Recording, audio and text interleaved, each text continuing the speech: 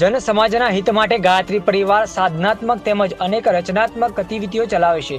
મોડાસાનું ગાયત્રી ચેતના કેન્દ્ર ભારતીય સંસ્કૃતિની સંસ્કાર પરંપરા વિશેષ જાગૃત થાય તેમ ઝુંબેશ ચલાવે છે. દર ગુરુવારે સવારે યજ્ઞ કર્મકાંડ સાથે સંસ્કારનું આયોજન થાય છે, જેમાં નામાંકરણ, અગ્નપ્રાશન, મુંડન સંસ્કાર, વિદ્યારંભ, ગર્ભ સંસ્કાર જેવા તમામ સંસ્કારો યજ્ઞ સાથે વિધિવત મંચોચ્ચાર સહિત આમ જનતાને નિઃશુલ્ક લાભ આપવામાં આવે છે, જેમાં દર ગુરુવારે મોડાસા સહિત ગામે ગામથી અનેક લોકો આ સંસ્કાર કરાવવા આવે છે.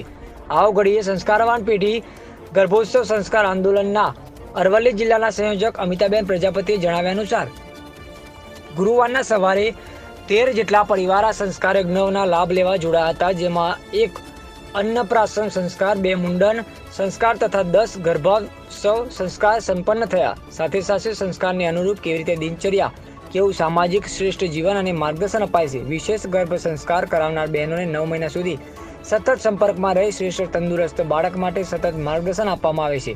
આવો ઘડીએ સંસ્કારવાન પેઢી ગર્ભોત્સવ સંસ્કાર આંદોલનની બહેનોની ટીમ આ સમગ્ર આયોજન સંચાલન કરી રહી છે, જેઓએ ગાયત્રી પરિવારના મુખ્યાલય શાંતિકુંજ હરિદ્વાર ખાતે વિશેષ પ્રશિક્ષણ લીધેલ છે. આજે રોહિણીબેન શર્મા, વૈશાલીબેન ત્રિવેદી તથા નયનાબેન જોશીએ આ સંસ્કારનું કાર્યક્રમનું સમગ્ર સંચાલન કર્યું હતું.